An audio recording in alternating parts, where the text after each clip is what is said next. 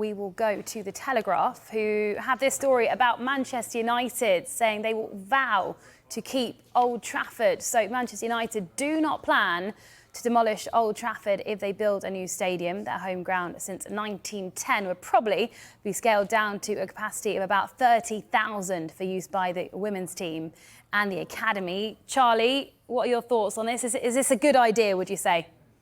It sounds like a great idea, and I'm sure the majority of Manchester United fans will be pleased. I think equally, most of those supporters will accept the fact that Old Trafford, it's just not fit for purpose in terms of one of the biggest teams in the world. I think there's obviously a huge amount of land next door where they could build a new stadium. One option was to knock Old Trafford down and build it on that same spot, which didn't make any sense whatsoever. But by building the ground next door, but then keeping, some the key parts of Old Trafford, some of the statues, and just reducing it down to 35,000.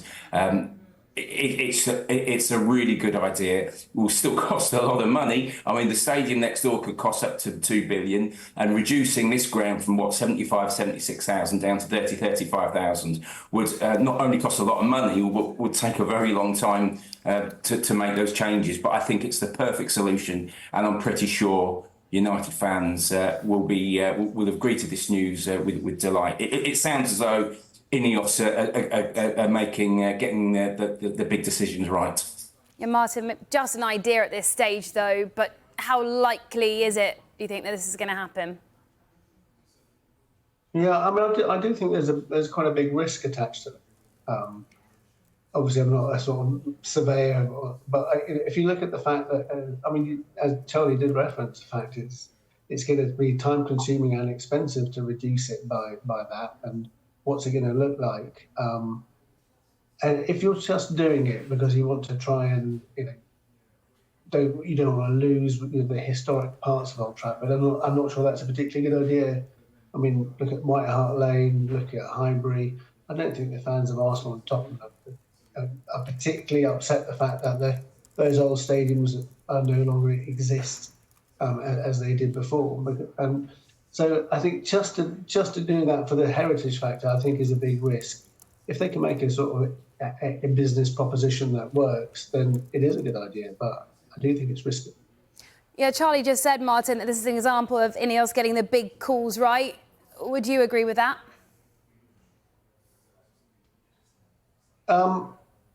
Yeah, I think that it's a question of wait and see. I think it's a very difficult one. The whole stadium thing is a very difficult one.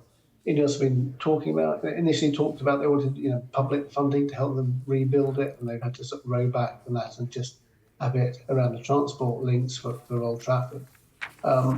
So I think it's really difficult. I mean, Seb Kerr is the person I think who's in charge of the stadium project team, and he's the guy who actually decided having an Olympic stadium without a football legacy plan. So, yeah, I think he's somebody who's made mistakes in the past. Let's hope he doesn't make another one.